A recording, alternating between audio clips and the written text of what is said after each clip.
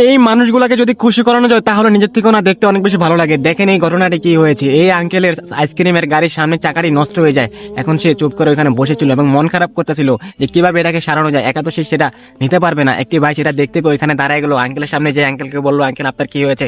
Uncle সব কিছু বললো। তারপর ভাইটি বুঝতে পেলো যেভাবে হোক তার চাকাটাকে এখন সারাই দিতে হবে।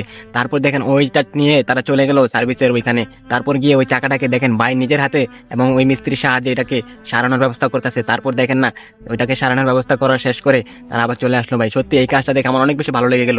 আইসক্রিম মাল অনেক বেশি খুশি হয়ে গেল। তারপর দেখেন চাকাটা সারানো হয়ে গেল।